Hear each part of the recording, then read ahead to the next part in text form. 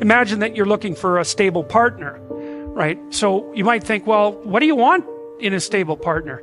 And at least in principle, one of the things you don't want is too much mismatch between you and that person on the 5 fundamental dimensions. So for example, if you're really extroverted and you have a really introverted partner, you're going to engage in continual conflict about how much social activity the two of you should subject yourself to. And it's very, very difficult for people who widely differ on those dimensions to come to consensus, because it's not just a matter of opinion, right? It's really a matter of different, if you're looking at extremes, of really different types of people. And the thing about introverts is they just don't enjoy large-scale social interaction that much. One-on-one, they're often fine, but in a group, they don't like that, and it tires them out. Whereas a real extrovert, it's like you isolate them and they just wither on the vine, because a huge part of what actually motivates them in a positive way is tangled up with social interaction. And so if you're an agreeable person and you have a particularly disagreeable partner, you're also going to run into problems, because the agreeable person will say whatever you want, whenever, and the disagreeable person will say, well, I'd like to know what the hell you want for a change, and be much more harsh and much more demanding in the situation. And the agreeable person is going to find the disagreeable person harsh and unpleasant, and the disagreeable person is going to find the agreeable person wishy-washy and unable to stand up for themselves. And again, that's actually one of the primary sources of tension between men and women, because women tend to be higher in agreeableness than men. It's about half a standard deviation, which is quite a large difference by psychological standards. So there's the problem with agreeableness. With conscientiousness, well, if you're conscientious, you're industrious and orderly. And orderly people seem to be sensitive to disgust, which is something we'll talk about in detail later. But our latest idea is that, it's not my idea, it's actually the idea of my graduate student, Christine Brophy, is that industrious people find it unpleasant and unsettling to not be doing something. So it isn't so much that industriousness makes them happy or fills them with positive emotion. That would be more extroversion, right? Because extroversion is the positive emotion dimension. It's that industrious people can't stand sitting around doing nothing. And this is speculation, but human beings are obviously always engaged in the exchange of labor, especially the reciprocal exchange of labor. And you can imagine that in a community where everyone knows everyone, the people who work hard are going to be pretty irritated on a fairly chronic basis with the people who are completely unproductive. And my suspicions are that plenty of people who were completely unproductive in the history of the evolution of our species were wiped out by people who were unhappy with their lack of productivity. And so I think, generally speaking, human beings have this sense of ethical obligation with regards to one another to share labor. And people who are conscientious really, really feel that. So they feel bad if they're not busily working on something that's productive all the time. And so the advantage to being with someone conscientious is, well, they're going to work like mad. But the disadvantage is they're going to work like mad. So, if you're looking for a partner that you want to relax with or have fun with, or who isn't uptight, then a conscientious person is probably not a very good choice. On the other hand, if you're a conscientious person and you're living with someone who's really unconscientious, that's good, because they might be able to help you relax, but you're not going to be happy with them because they don't work nearly as hard as you do. But even worse, on the orderly dimension, some of you have had roommates, and maybe you're more orderly than your roommate. What does it mean? It means you're annoyed by mess before they are. And you don't have to be annoyed by mess much before your less orderly roommate for you to be the one that's always running around picking things up.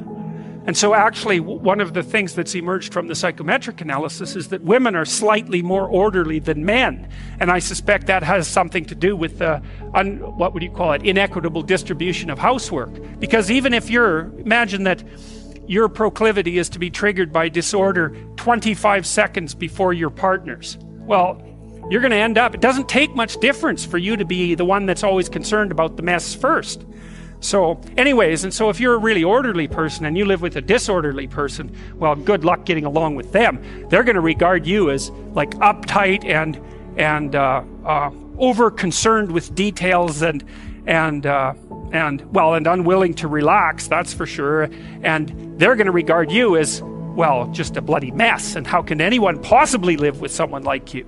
So another reason why it's useful to understand your personality is because I think it gives you a better crack at finding someone that you can actually live with over the long run. And we don't know what the optimal, I don't think you want to live with someone who's exactly like you, because then both of you have the same strengths and weaknesses, and there's a bit of a problem there, right? Because maybe an agreeable person can use a bit of disagreeable person around them to balance each other out, and vice versa, right?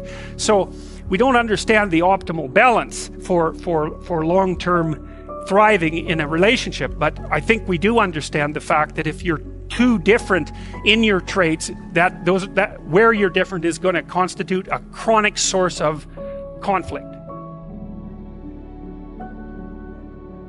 The next most important thing is trust, man. It's like there's no marriage that's successful without trust. You've got to tell each other the truth.